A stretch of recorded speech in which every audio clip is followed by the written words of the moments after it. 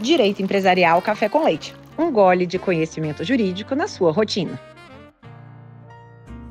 Olá, eu sou Amanda Taide, mineira, formada na UFMG e cruzeirense na origem, com passagem em São Paulo, no Largo São Francisco, USP, e hoje, Candanga, Fluminense e UNB de coração. Eu sou casada, mãe do Pedro, de 7 anos. Pedro Ataíde, Liverpool, Real Madrid, Paris, Chelsea, Fluminense. E do Lucas, de 5 anos. Lucas Ataíde, eu, Padrão Chefinho, Grease, Spider e seus amigos espetaculares. E pronto. Além de tutora do Vira-Lata Farofa. A proposta do Direito Empresarial Café com Leite é simples: tornar o direito empresarial mais leve, acessível e presente no seu dia a dia, como um bom café com leite que te acompanha na rotina diária. Seja no caminho para o trabalho, na volta para casa, durante o café ou até na hora de fazer o exercício físico. O podcast está aqui para trazer um gole de conhecimento jurídico sem complicação. Se quiser navegar pelos episódios, não deixe de acessar o nosso site, podcast.direitoempresarialcafé-com-leite, e também nas nossas redes sociais, no Instagram, @Direito Empresarial Café com Leite, no YouTube, Professora Amanda Taide, e no LinkedIn, Amanda Taide. Vamos comigo, então, para a próxima xícara de café com leite? A nossa xícara de café com leite de Direito Empresarial de hoje vai tratar de um novo livro do professor Fábio Ulloa Coelho, intitulado Direito Autoral, Presente, Passado e Futuro. E para isso a gente vai ter a alegria de contar com a participação do próprio autor, o professor Fábio, para comentar o seu livro. Vocês certamente já conhecem o professor Fábio, já ouviram aqui também outros episódios com ele, mas eu vou apresentá-lo novamente. O professor Fábio Ulloa Coelho é professor titular da PUC São Paulo, mestre e doutor pela mesma instituição e advogado super reconhecido que atua em direito comercial há muitos anos, atuando aqui em diversas das suas áreas, societário, contratual, falência, recuperação de empresas, concorrência. Então, professor Fábio, é uma alegria enorme você ter aceitado o convite para participar do nosso podcast novamente, por apresentar, de um modo simples, curto e gostoso, esse tema do direito autoral. Amanda, que eu agradeço aí mais esse convite aí para participar do podcast aí. Né? Sempre que você me convidar, eu venho. Professor Fábio, conta aqui para a gente, então, esse novo livro, né? Qual que foi a razão de ser da elaboração desse novo livro? Quando que o senhor começou a escrever? Como que foi o processo de escrita? Amanda, eu tenho um livro que eu escrevi quando entrou em vigor o Código Civil, né? Um curso de Direito Civil em 5 volumes. Né? A minha intenção quando eu escrevi esse livro, primeiro teve a editora, a Saraiva, me propôs que eu fizesse, que eu, enfim, me dedicasse a escrever um livro de direito civil, né? Tendo visto o novo código, né? E eu aceitei o desafio com um objetivo muito claro naquela época, né? Havia enfim, algumas pessoas pensando que o direito comercial tinha desaparecido, o direito comercial tinha virado um dos novos capítulos do direito civil, né?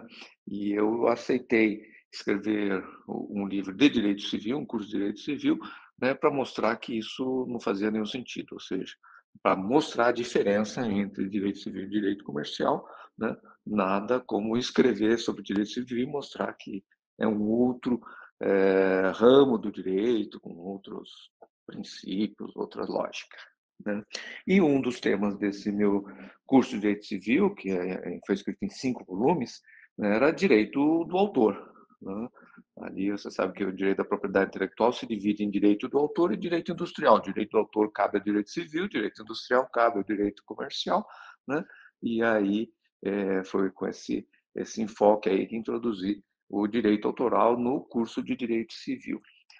Mas o que aconteceu? Esse livro veio em 5 volumes. Quando o Código Civil fez 20 anos, a editora propôs que a gente comemorasse os 20 anos do Código Civil, juntando todos os 5 volumes em um único volume, né? E aí o livro saiu com o nome Direito Civil. E agora, mais recentemente, a gente decidiu que não faz mais sentido essa obra, seja em 5 volumes, seja num grande volume, mas que seria, enfim, oportuno, né, que os diversas partes do curso de Direito Civil que podem virar um livro autônomo virassem, né? E aí esse é o primeiro, né, direito do autor, virão outros, né, que consiste numa atualização da parte do meu código, do meu curso de Direito Civil, que depois virou Direito Civil simplesmente, né, sobre o direito do autor, né? É provável que não haja mais nenhuma nova edição, nem do curso de Direito Civil em 5 volumes, nem do Direito Civil em um único volume, mas que esta obra se desdobre em diversas obras mais focadas, né, para eu continuar atualizando, tratando os novos temas, né, e oferecendo aí ao, ao público jurídico, enfim, esta contribuição, né? Essa é a história deste livro. Então, para a gente começar com os fundamentos, né? Como que você aborda os principais fundamentos teóricos do direito autoral? Qual que é a importância, né, desse direito? Então, Amanda, o direito autoral faz parte do direito da propriedade intelectual, né? São 2 ramos, né? O que diz respeito à criação de obra literária, artística,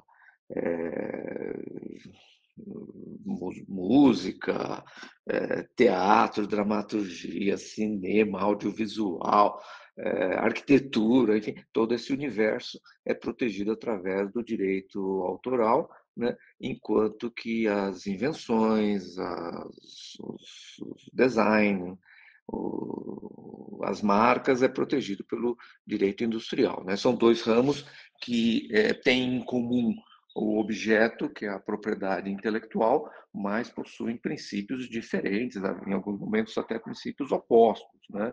O direito autoral nasce da criação, né? Do engenho de homens e mulheres, né? Já o direito industrial é uma concessão do Estado. O Estado é que concede a patente de invenção, concede o registro de marca. Então, isso é só para ficar nenhuma diferença, né? Porque existem outras também diferenças relativas, por exemplo, ao âmbito da proteção. O direito autoral protege a forma e não a ideia. Já o direito industrial, em alguns momentos, protege a ideia e não a forma. Então, quais que são aí os principais pilares que você traz do livro? Se você puder dar uma visão panorâmica aqui dos capítulos, dos temas que você acaba abordando aqui nesse livro sobre direito autoral. O livro tem uma estrutura bastante tradicional, não tem nada de muito inovador nisso, não, né? Ele começa lá com o capítulo 1º, enfim, que eu chamei de Introdução ao Direito Autoral, né, em que eu conto a história aí das 2 grandes vertentes do direito autoral, o copyright e o droit d'auteur, né? O copyright nasce como um mecanismo de proteção dos interesses do editor, daquele que investe na produção do livro, né, do empresário do livro, né? Ele nasce também para garantir o monopólio da corporação dos editores na Inglaterra, e só para proteger os interesses desses editores é que se faz também uma proteção dos autores. A proteção do autor no copyright, no sistema copyright, é secundária, né? Já o droit d'auteur nasce na Revolução Francesa, no contexto da elucidação, da explicitação dos direitos naquele tempo falava direitos do homem, né, os direitos do ser humano, né? E aí nasce como proteção do autor em face do editor, né? Então são duas origens muito diferentes, né? E o que acaba acontecendo é que com a globalização, na segunda metade do século XX, né, essas 2 vertentes se aproximam uma da outra, né, e as diferenças que elas possuíam, né, acabam se diluindo, né? Praticamente existe só uma única diferença, que é a questão dos chamados direitos morais, que existem no sistema de droit d'auteur, mas não tem no sistema do copyright. Em seguida, eu vou estudar, vou propor um estudo sobre o autor E a obra tem uma ligação muito especial entre o autor e a sua obra. A obra artística, de dramaturgia, a obra musical é uma projeção do artista, né.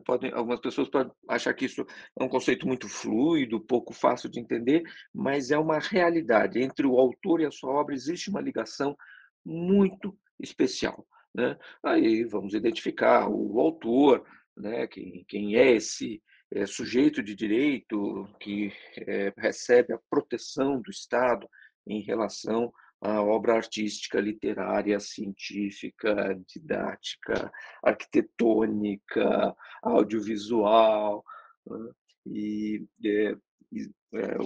o que é necessário é que haja uma criação, né, uma criação original, uma criação digna de proteção, né, pode não depende de ter uma qualidade, né, mesmo o pior romance que alguém puder escrever, né, merece a proteção, recebe a proteção do direito autoral, né.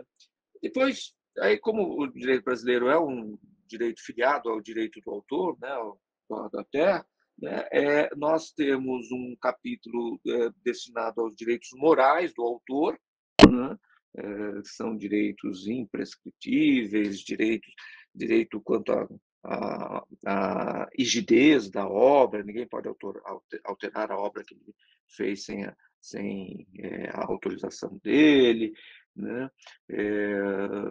E o quarto capítulo, que é o penúltimo capítulo da obra, fala dos direitos patrimoniais do autor, né? O direito de utilizar, fruir e dispor, né? Ou seja, comunicar, reproduzir, o direito de sequência, né? Que diz respeito às obras de artes visuais, né?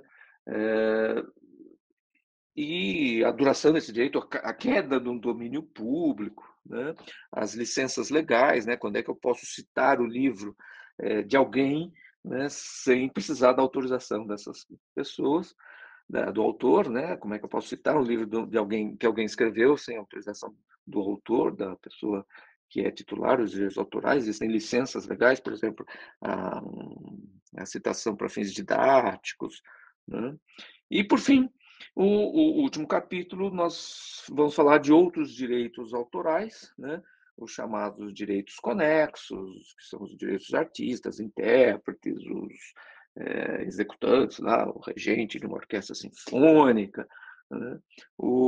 E falaremos do programas de computador, que recebe uma proteção do direito autoral e não do direito industrial, e uma abordagem sobre a inteligência artificial. Essa, Amanda, é a estrutura do livro, né? Não tem nada de, de, de inovador aí, de muita diferença, não. A maioria dos livros de direito do autor possui alguma coisa muito próxima a essa estrutura, né? Espera só um pouquinho que eu já volto para falar com o nosso entrevistado. Que você curte direito empresarial, eu já sei, porque você está aqui, ouvindo o nosso podcast. Agora, se você tem interesse em se especializar em alguma das sub-áreas do direito empresarial, como direito concorrencial, comércio internacional ou mesmo os acordos de empresas com o poder público, não deixe de procurar no meu site amandataide.com.br a aba Cursos Online. E você pode encontrar o curso perfeito para você. Eu elaborei com muito cuidado curso de pós-graduação e outros cursos de especialização que podem dar aquele empurrão na sua carreira jurídica. Eu já peguei a minha xícara de café com leite. Vamos voltar então à nossa conversa com o entrevistado? E agora que a gente entendeu, né, os principais fundamentos teóricos do direito autoral, como que o livro é estruturado, conta pra gente como que você enxerga, professor, com as novas tecnologias, em especial com o IA, né? Como que isso impacta a criação intelectual no contexto de direito autoral? A inteligência artificial tem despertado dois tipos de discussão no campo do direito autoral, né? Uma discussão é se ela mesma poderia ser titular de um direito autoral, né? E a outra discussão, que, enfim, até nem é uma discussão de direito autoral, é uma discussão de, de concorrência, de aproveitamento parasitário, uma questão de empresarial aí que foge ao direito autoral, né, que diz respeito à aprendizagem das máquinas com os textos que existem aí disponíveis na rede, né, nas quais as máquinas vão aprender, se ela precisaria remunerar o criador desses textos, né, ou se estaremos diante de uma licença legal. Né? Mas esse segundo tema é um tema de direito concorrencial, direito de aproveitamento parasitário, são outras categorias que vão resolver isso, não é o direito autoral que vai resolver essa questão. Né? A questão que é própria do direito autoral, despertada pelo aparecimento da inteligência artificial generativa, né? Não, veja, a inteligência artificial não generativa ou pré-generativa, né? Não despertou nenhuma discussão de direito autoral, né? A gente usa a inteligência artificial no Waze da gente há muito tempo, mas ali não é uma inteligência artificial generativa, né? Não tem nada a ver com o direito autoral, né? Mas de repente algumas pessoas começaram a imaginar, não, mas a própria inteligência artificial que está criando esse texto literário, é ela que seria titular do direito autoral, e esse tema eu abordo no livro, e a resposta é não, a resposta não, a inteligência artificial não é sujeito de direito, ela parece ser um ser humano do outro lado, mas parece ser alguém inteligente, mas de jeito nenhum né? Ela é só um instrumento a mais para o criador. Né? Então, se alguém hoje for lá no seu programa de inteligência artificial gratuito ou que paga com assinatura e colocar um prompt, escreva uma poesia tratando do amor como sei lá, um desafio, põe lá um prompt qualquer e vem uma poesia, né? E essa pessoa pega esta poesia e diz, olha, essa é minha poesia, eu é que sou o autor dessa poesia, porque eu fui o autor do prompt, eu sou o autor da poesia, né? Para o direito autoral, ele é o autor da poesia. Né? No direito autoral, o autor é aquele que se identifica como tal. Né? Claro que se alguém se identifica como autor de uma obra alheia, essa outra pessoa que teve seus direitos lesados pode questionar, né? Mas o critério continua sendo este. Aquele que se identifica como criador da obra é o titular do direito autoral, até que, enfim, alguém prove o contrário. Né?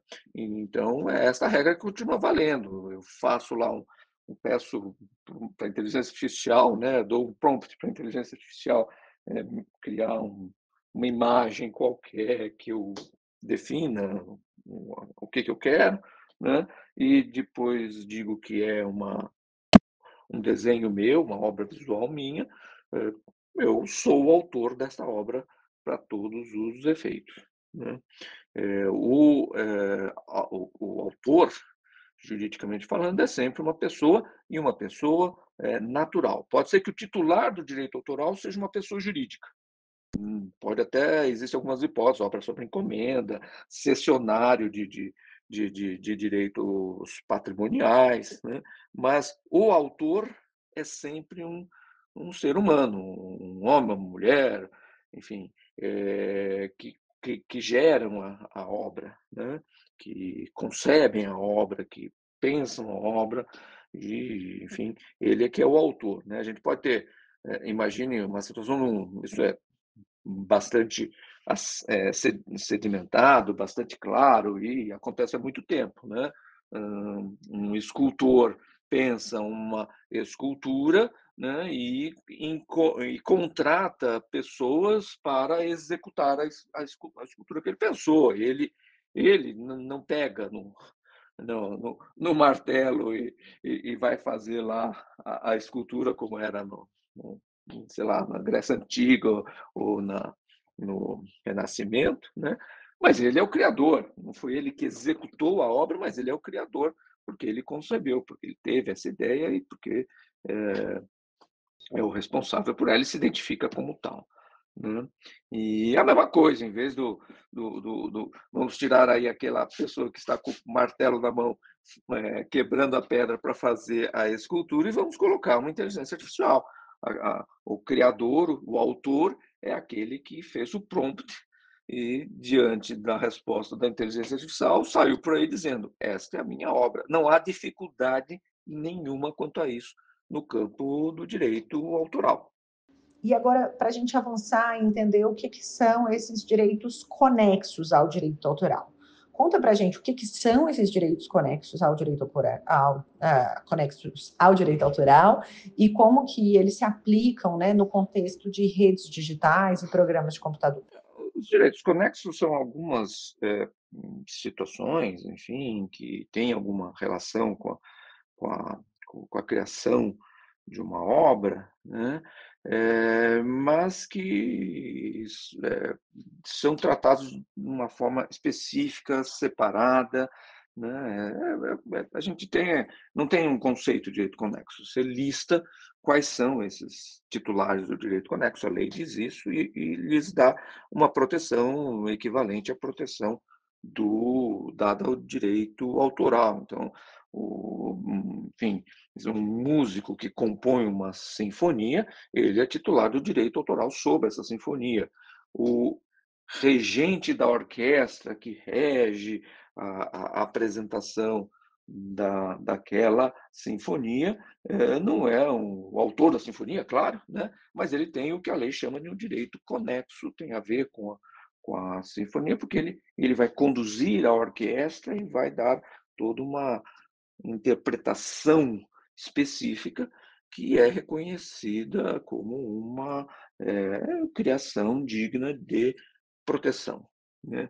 Assim também, o produtor de fonograma, assim também as emissoras de radiodifusão, né, são todas, empresas, ou, pessoas naturais, né, que possuem direitos que estão, de alguma forma, ligados aos direitos autorais, embora não seja propriamente o de criação da obra, né.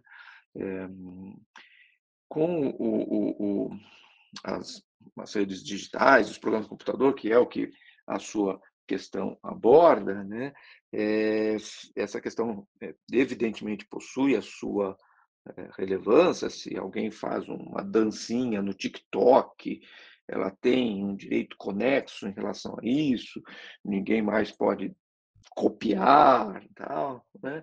Eh, a rigor não pode, enfim, daria para construir toda uma tese para defender isso, mas, a gente precisa prestar atenção no seguinte, Amanda, né, as empresas as redes sociais, as mesmas empresas de inteligência artificial, né,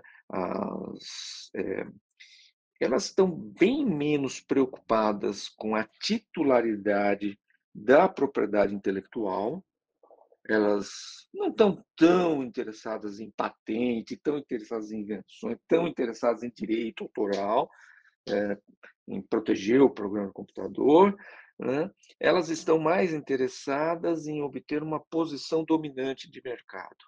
É nisso que elas focam.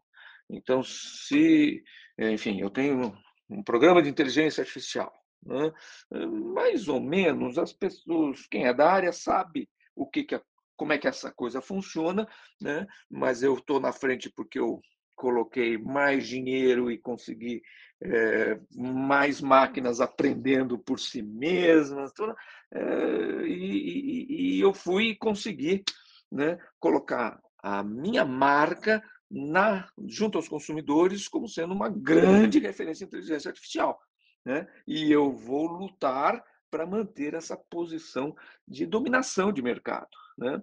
É muito difícil, muito difícil. Hoje você tem, sei lá, você inventou um programa de computador, né? E é muito difícil, mesmo que você tenha a titularidade inequívoca desse programa, né? Se alguém está usando e você vai lá e promove ação judicial e ganha o processo, né? eh, Você gastou um dinheirão e a pessoa do lado de lá, no segundo seguinte, consegue, através de um outro mecanismo qualquer, num outro personagem de uma outra empresa, de uma offshore, manter a infração. Então, as empresas perceberam que, mais que investir na briga judicial para fazer valer direitos de propriedade intelectual, o que interessa é ganhar uma posição dominante de mercado, né? Então, eu receio que toda essa doutrina, tecnologia e instrumentos que existem para a proteção dos direitos intelectuais, né, elas não tenham tanta utilidade quando a gente pensa nas tecnologias mais avançadas, inteligência artificial, ou mesmo nas aplicações mais abrangentes, redes sociais, não, né? O empresário está olhando para outras coisas, está olhando para outros lados. E de que maneira que os direitos morais e patrimoniais eles estão relacionados ao direito autoral? Conta pra gente como que eles se relacionam, né, no âmbito digital. Então, Amanda, é aquilo que eu estava falando. Você pode ter uma abordagem jurídica, olha para a lei, olha para os institutos, olha para a pessoa que está fazendo a dancinha lá no TikTok. Você pega e diz: não, isso daqui é um direito conexo, ela está criando, ela tem direito sobre essa criação. Se alguém copiar, ela pode ir a juízo e obter a devida reparação moral, impedindo. Não há a menor dúvida, isso não é uma dificuldade. A questão é que ninguém está prestando atenção nisso, ninguém vai gastar dinheiro com isso, ninguém vai atrás disso, né?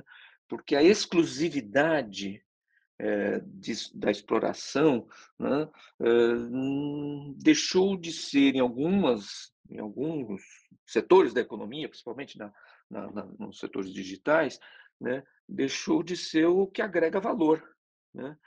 O, claro que existem segredos de empresa, claro que todos eles estão lá, é, enfim, procurando, tendo as suas patentes, mas não significa que eles vão atrás da proteção judicial dessas patentes, porque o custo não justifica e é facilmente burlável. Lembra, depois que você ganha todo o processo, gastou, tem lá a sentença transitada em julgado a seu favor, o lado de lá, enfim, no dia seguinte, em horas, está lá fazendo de novo, você tem que começar do zero para mover o processo, porque agora é uma outra pessoa jurídica, é está sendo feito do outro lado do mundo, enfim. Então, isso já há muito tempo, podemos botar aí uns 20 anos, né? Quando o problema era o Linux, né? A Microsoft, né? Um determinado momento, o diretor jurídico da Microsoft Internacional foi para a imprensa e disse: olha, a partir de agora, a Linux, né? Que era um programa de código aberto, né?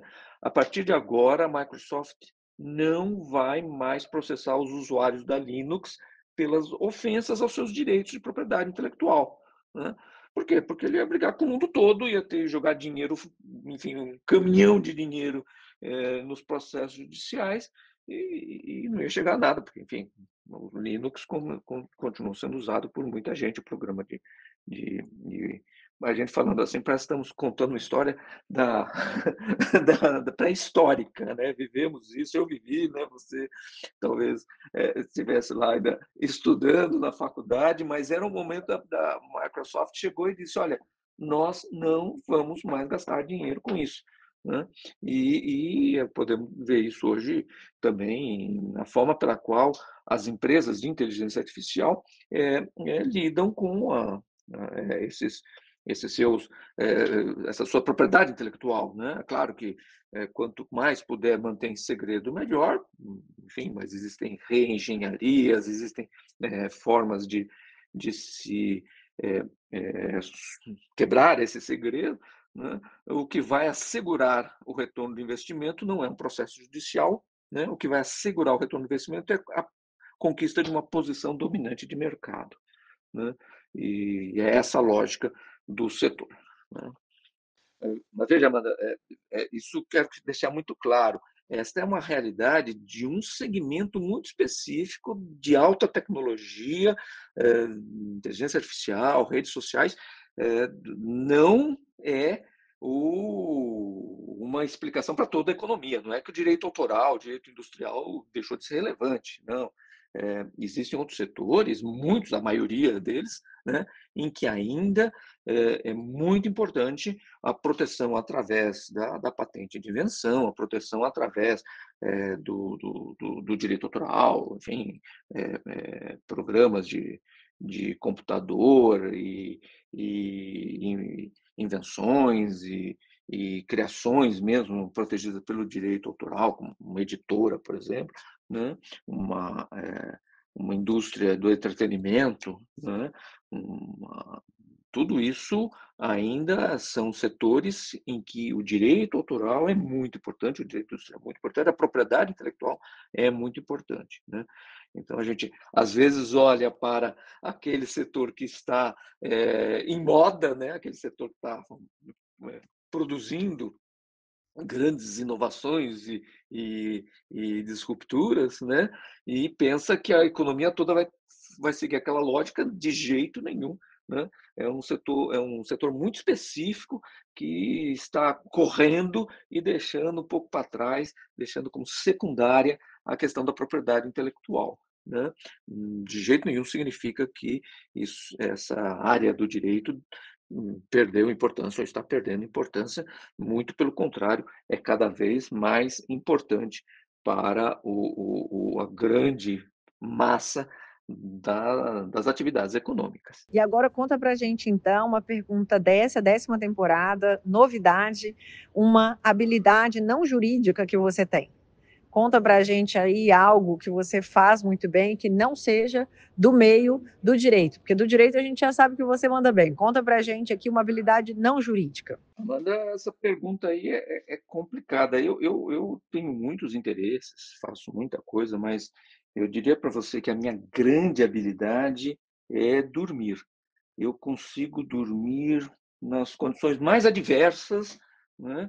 Para estar num avião, com uma viagem cheia de turbulência, eu não sei do que está acontecendo. Eu durmo com muita facilidade.